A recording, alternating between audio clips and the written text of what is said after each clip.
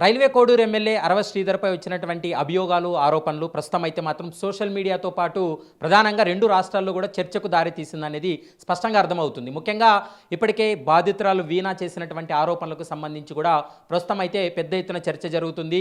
వీణా చేసినటువంటి ఆరోపణలు, వీణా ఇచ్చినటువంటి కంప్లైంట్ మేరకు ఎఫ్ఐఆర్ నమోదైంది. వాటిని ఆధారంగా చేసుకొని ప్రస్తుతం జనసేన పార్టీ తన పార్టీకి సంబంధించినటువంటి ఎమ్మెల్యే పైన వచ్చినటువంటి అభియోగాల ఆరోపణలకు సంబంధించి త్రిసభ్య కమిటీ ఏర్పాటు చేసింది. ఆ కమిటీ ముందు నిన్న శ్రీధర్ విచారానికి హాజరయ్యి తను చెప్పాల్సినటువంటి వర్షన్ కూడా చెప్పడం జరిగింది.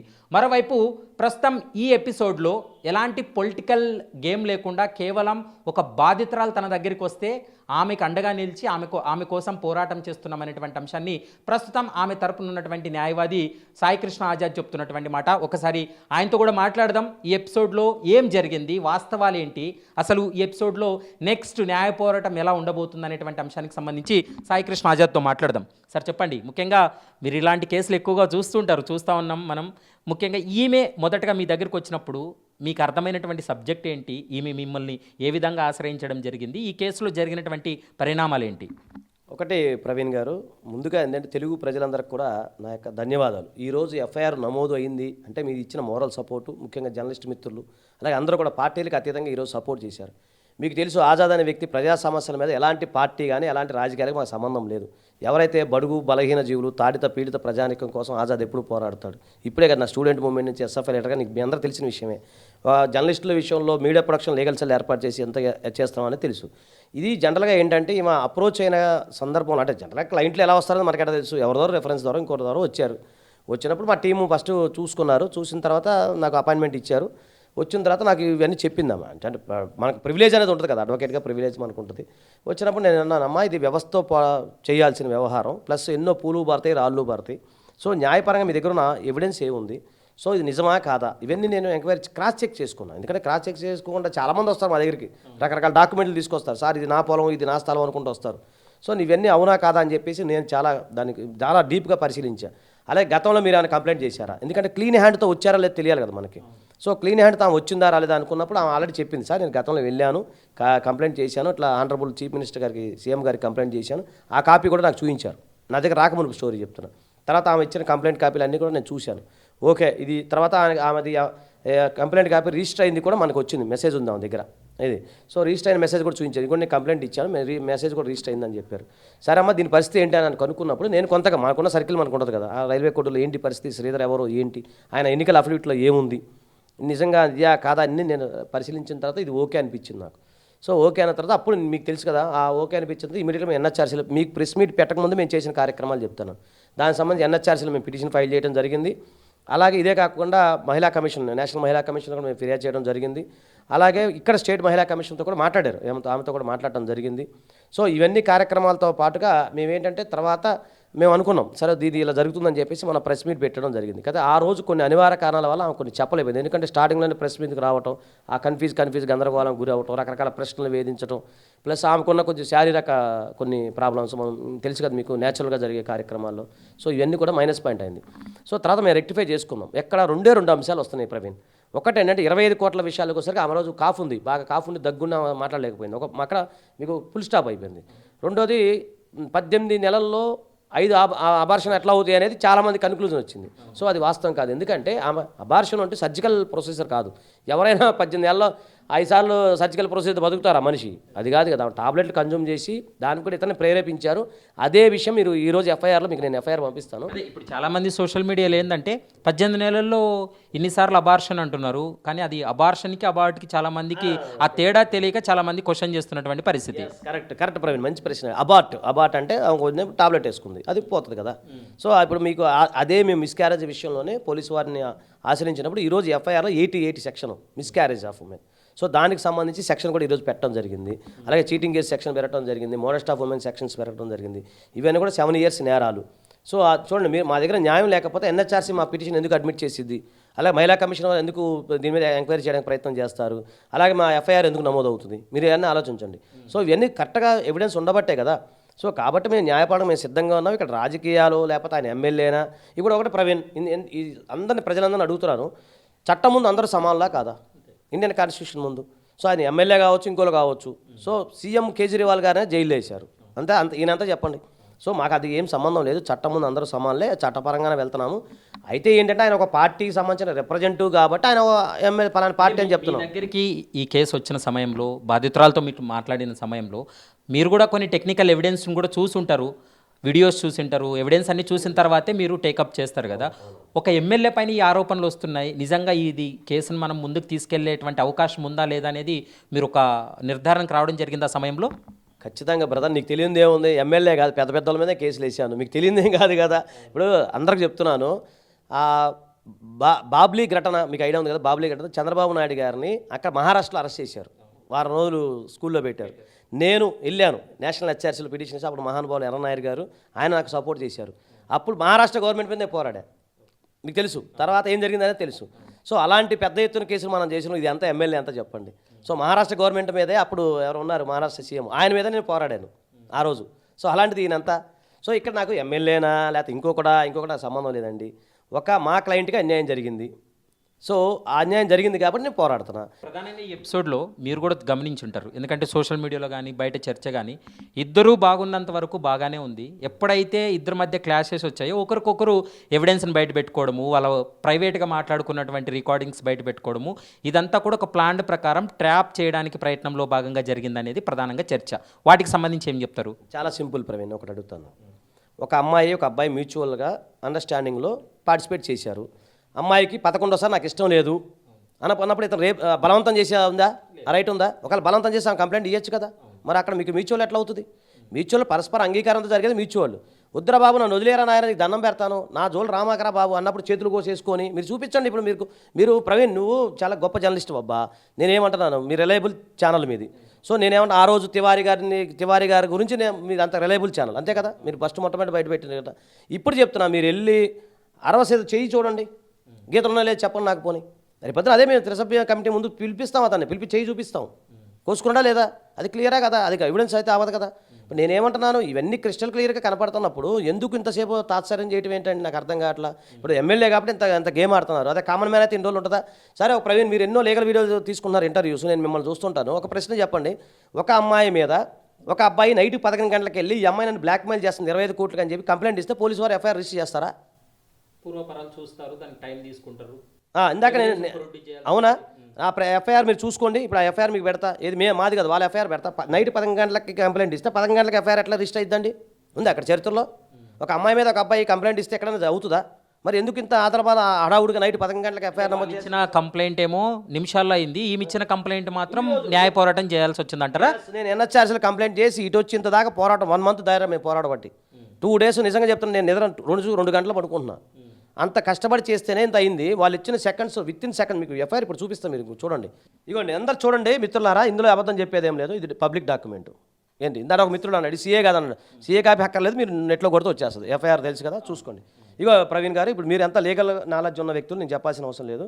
ఇదిగోండి 7/1/2020 అటు 11 గంటలకి, ఓకేనా, రాత్రి ఎంట్రీ నెంబర్, టైము నెంబర్ ఇవ్వలేదు, టైం ఎంత 11 గంటలకి. ఎమ్మటే ఒక్క సెకండ్లో ఎట్లా అవుతుంది మీరు చెప్పండి. ఆమె ఇచ్చింది ఎప్పుడు ఇచ్చింది? 11ంటికి ఇచ్చారు. ఇదిగోండి 25 కోట్లు ఇచ్చినట్టు చూసి, అసలు 25 కోట్లు ఎట్టండి? ఆ ఎలక్షన్ అఫిడవిట్లో 3 లక్షలు అతని ఆదాయం, అతని ప్రాపర్టీ 3 లక్షలు. శ్రీధర్ యొక్క అఫిడవిట్లో 3 లక్షలు మాత్రమే ఉంది.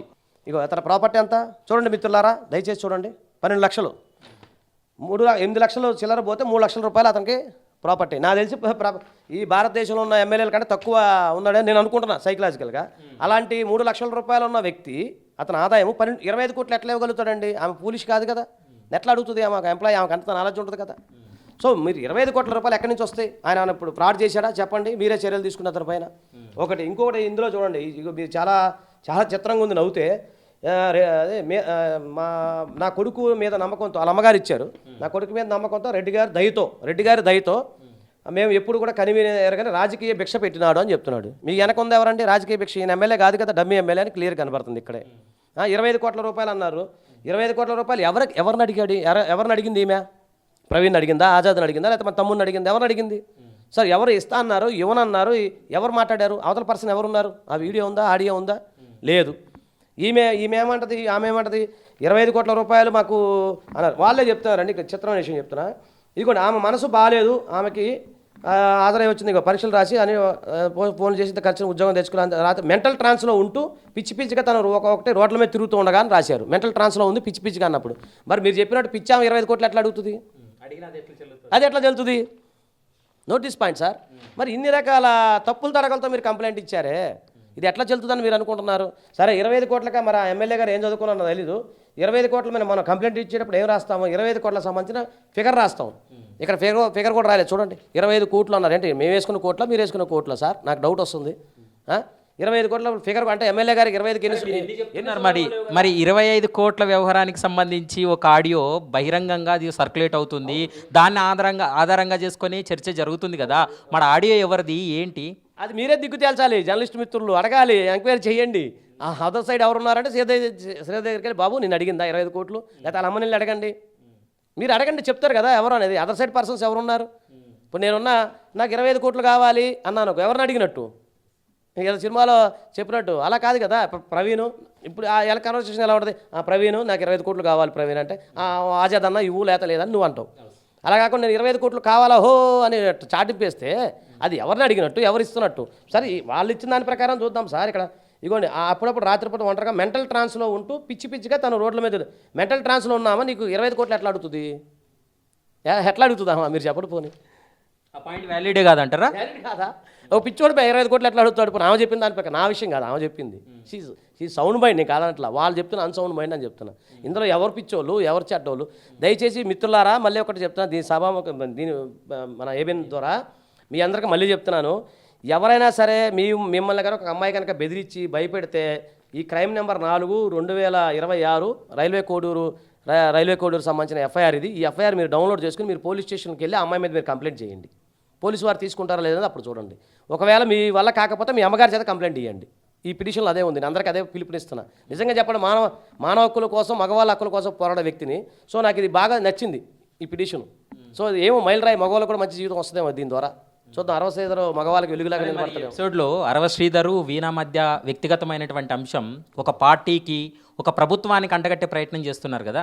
ఎవరు చేస్తున్నారు? సోషల్ మీడియాలో చాలామంది కామెంట్లు పెడుతున్నారు, చాలామంది అమ్మాయిని వెనకేసుకొచ్చి మాట్లాడుతున్నారంటే మీకు సంబంధించినటువంటి వ్యక్తులనే కదా చర్చ జరుగుతుంది. సూపర్ చెప్పావు ప్రవీణ్. మళ్ళీ మొన్న కూడా చెప్పి ఈరోజు కూడా చెప్తున్నా. నువ్వు ఇక్కడే ఉంటావు కదా, నా ఫోన్ ఇస్తా, అమ్మాయి ఫోన్ ఇస్తా, తీసుకుని వెళ్ళండి. ఎవరికైనా చెక్ చేసుకోండి. లేదా మన మీడియా మిత్రులు ఒక పెద్ద మీరు ఎవరైనా మీలాంటి గొప్ప వ్యక్తులు రండి, మీ అందరి ముందు ఫోన్లో ఆన్ చేసి చూపిస్తాను. ఎవరూ లేరు, మాకున్నది ఒక్కడే ఒక బలం మీరందరే మాకు బలం. ఎందుకు అంటే ఆజాద్ విషయంలో మీకు తెలుసు, ఎన్ని చేసినా ఎంతమంది ఏం చేసినా. న్యాయవాది ఆజాద్ వెనుక ఎవరు లేకున్నా బాధితురాలని చెప్పుకునేటువంటి వీణా వెనుకున్నారనేది కదా చర్చ.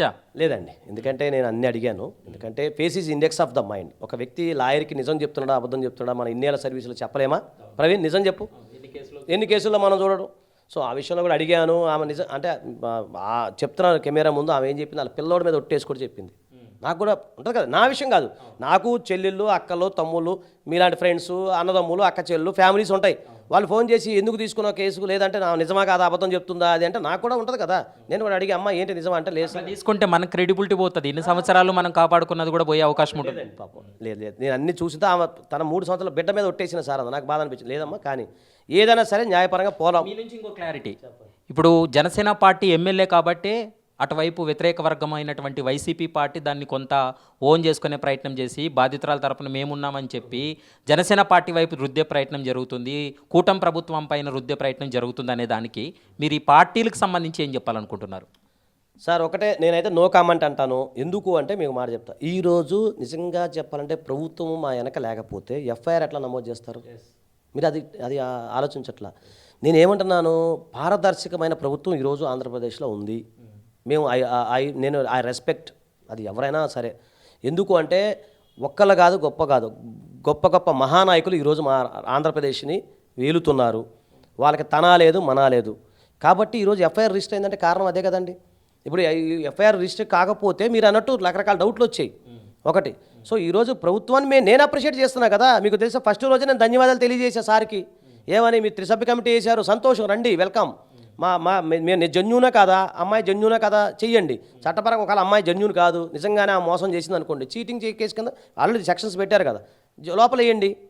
కాకపోతే ఇప్పుడు మీరు ఒకటి ఆలోచించు ప్రవీణ్, నేను ఒకటే చెప్తున్నాను, ఇక్కడ ప్రభుత్వము పార్టీలు అనేది పక్కన పెడితే ప్రభుత్వాలు పార్టీలు శాశ్వతం కాదు.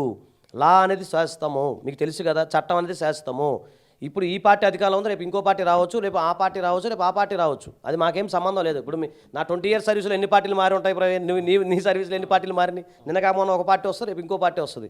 పార్టీలతో ఎప్పుడు సంబంధం లేదు. మనకు జ్యుడిషియల్ వ్యవస్థ చాలా గొప్పది. ప్రపంచ దేశాల్లో మీకు తెలుసు చాలా గొప్ప జ్యుడిషియల్ వ్యవస్థ మేము నమ్ముతున్నాం, లాన్ నమ్ముతున్నాం. మీలాంటి మిత్రుల సహకారం, ప్రజల ఆశీస్సు, దేవుడి అండదండలు, ఇవే కదా మనకు కావాల్సింది.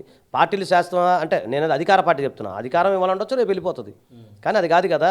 కాబట్టి ఏంటంటే ఈరోజు ప్రభుత్వము చాలా ట్రాన్స్పరెన్సీగా ఉంది అనేది నేను ఖచ్చితంగా చెప్తున్నాను. ఎందుకు అంటే మేము ఇచ్చిన కంప్లైంట్లో ఈరోజు ఇమీడియట్గా ఎఫ్ఐఆర్ నమోదు చేయడం, దీని మీద ఇన్వెస్టిగేషన్ చేయడం, త్రిసభ్య కమిటీని ఏర్పాటు చేయటం, ఇన్ని జరుగుతున్నాయి కదా.